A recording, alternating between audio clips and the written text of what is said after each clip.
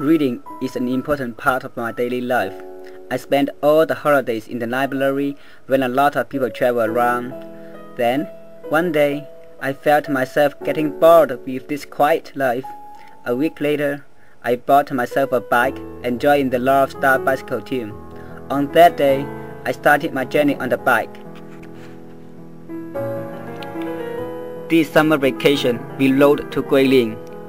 In the morning of the day we left STU, lots of my good friends saw us off. The first station was Meizhou. We're almost 200 kilometers away from Santou. The sunlight was very strong then, so I wrapped myself like a mummy to avoid getting sunburned, though it was very hot. I love cycling, but to be frank, that is not a fun way to travel. In addition to the far distance, we had to climb up high mountains and ride through tunnels. When we got tired, we took a rest on the wayside. When we felt hungry, we ate. When it felt too hot, we swam in the river. It was a pity that the only female teammate couldn't swim with us because she was standing guard. We could enjoy the beautiful sceneries along our way. I saw some really beautiful houses of traditional style and some rural life. The second day, we left Guangdong province and entered the boundary of Jiangxi province. The third day, we arrived in Ruijing, the very place where the long march started. Ruijing is very famous in China, but it remains a small city today.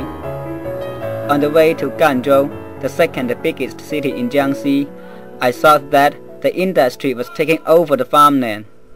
A big concrete factory was sitting right behind the beautiful farmland.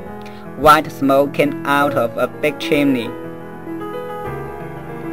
We only spent 4 days in Jiangxi. On the 5th day, we left Ganzhou for Yuchang. That means we needed to cross the boundary between Jiangxi and Hunan province. There were thousands of giant mountains between Jiangxi and Hunan. We needed to climb up and down many of these mountains. Some parts of the way were muddy and some were dusty. Along the road, I saw many trees had been cut down. The bare mountain looked so frail. However, we still saw some fantastic places. For instance, we saw a hanging bridge, Mill Wheel, Magic Lake, bamboos, and beautiful villages. We met a landslide in the afternoon, and the way was blocked. We couldn't get through until a bulldozer cleared the way 2 hours later. Because of the poor road conditions, we couldn't get off the mountain when it became darker and darker. It's very dangerous to stay in the mountains overnight, so we decided to stop vehicles that passed by and ask for help. Fortunately, a kind-hearted driver was willing to take us off the mountain, but asked for nothing. We finally reached Hunan and got out of this poor situation the next day. We felt so angry that we made nasty gestures to the way we just passed. I even threw a bamboo stick to show my anger.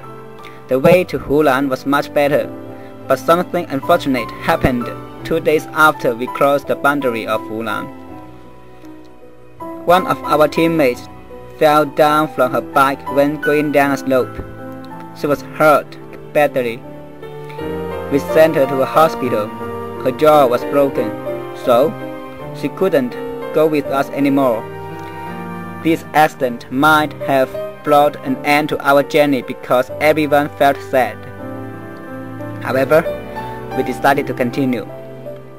2 other teammates, Robinson and Vingo, sent her home by train, and then they planned to beat us in Guilin.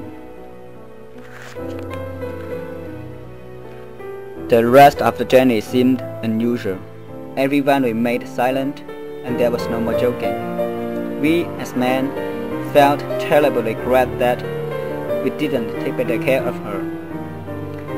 This blue atmosphere didn't disappear until Robinson and Vingo rejoined us in Guilin.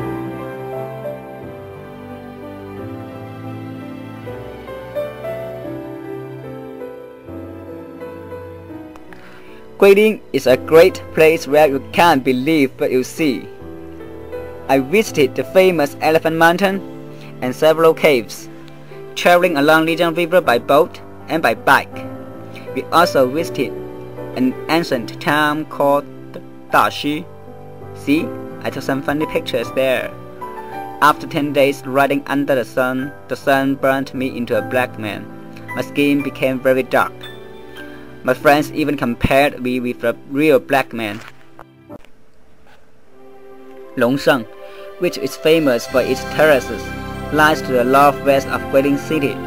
I believed this place to be the fairy tale world in my childhood imagination when I was trekking up along the path that stretched over the immense terraces.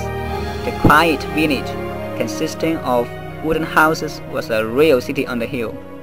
We stayed there for 3 days and made acquaintances with some French tourists.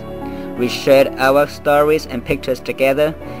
It's a great experience to swim under the waterfall with friends from foreign countries. We ate traditional bamboo rice food, which couldn't be found elsewhere. Money was running out. It's time for us to go home. We went back to Guilin and then went home by train. I will never forget this journey. This is my first adventure in my life, but it will not be the last one. My friends and I have decided to travel around China by bike.